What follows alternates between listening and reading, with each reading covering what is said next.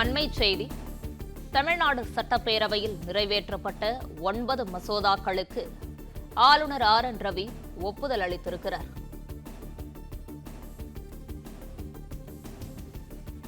இருமுறை நிறைவேற்றப்பட்டு ஆளுநருக்கு அனுப்பி வைக்கப்பட்ட தமிழ்நாடு நிதி நிர்வாக பொறுப்புடைமை சட்டத்திற்கும் ஆளுநர் ஒப்புதல் அளித்திருக்கிறார். இது குறித்தான முழு விவரங்களோடு இணைந்திருக்கிறார் செய்தியாளர் ராஜகுமரன். ராஜகுமரன், வணக்கம். முழு விவரங்களை பதிவு செய்யலாம்.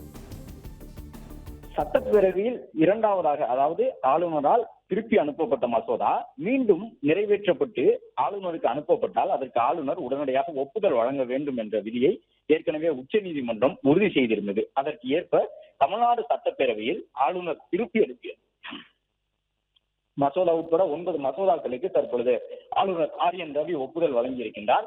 அதன்படி இரண்டாவது முறையாக நிறைவேற்றிய ஆளுநருக்கு அனுப்பப்பட்ட தமிழ்நாடு நிதி நிர்வாக பொறுப்புடைமை சட்டம் மசோதா, முன்னாள் சட்டமன்ற உறுப்பினர்களுக்கான ஓய்வூதியத்தை உயர்த்தக்கூடிய மசோதா, சிறிய குற்றங்களுக்கு சிறை தண்டனைக்கு பதிலாக அபராதம் விதிக்கக்கூடிய மசோதா மற்றும் நிதி சார்ந்த ஒரு மசோதா என்று மொத்தமாக 7 சட்ட மசோதாக்களுக்கு ஆளுநர் RN ரவி ஒப்புதல் வழங்கியிருக்கின்றார்.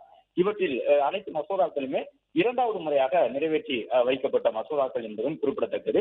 ஒரு சில புதிய மசோதாக்கள் இருந்தாலும் முக்கிய மசோதாக்கள் அனைத்தும், குறிப்பாக இந்த நிதி நிர்வாகம் தொடர்புடைய மசோதாக்கள் எல்லாம் இரண்டாவது முறையாக பேரவையில் நிறைவேற்றப்பட்டு ஆளுநருக்கு அனுப்பி வைக்கப்பட்ட மசோதாக்கள்.